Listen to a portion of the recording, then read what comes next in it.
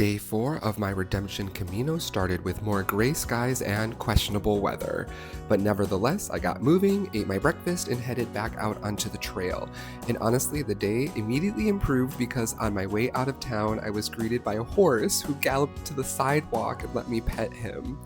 Also, I stopped for coffee and ended up chatting with two American women who were celebrating their birthdays together on the Camino. We talked for a while, exchanged numbers, and found out one of them actually lives in Denver, near where my family is moving to. Between the wholesome horse encounter and the genuinely nice conversation, I was already in a way better mood today despite the nonstop rain. I pushed through the rain for a while until the Camino led into a forest section that felt so serene and tranquil. There were beautiful trees everywhere and little rivers running alongside the trail.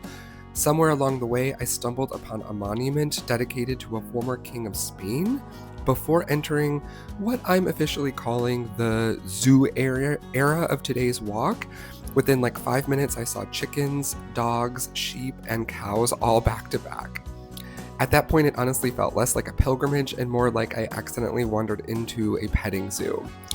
I found one of the best little rest stops here. This tiny town opened up a basement area for pilgrims, complete with a coffee vending machine.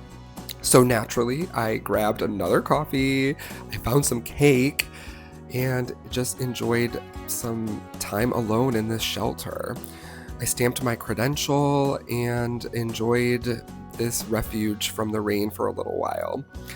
I only had about 14 kilometers left to Lalín, and this rest area seemed to be magic as the rain stopped and it was sunny skies for the rest of the way.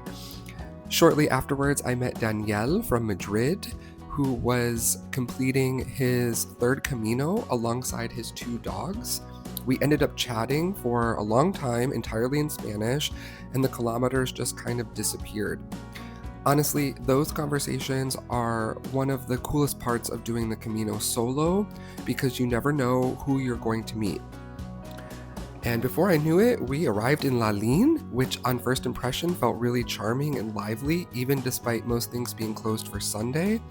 I made it to the hostel, stopped my Garmin, and saw today was a little shorter at just under 17 miles. And after the previous few long days, my legs were very thankful for that.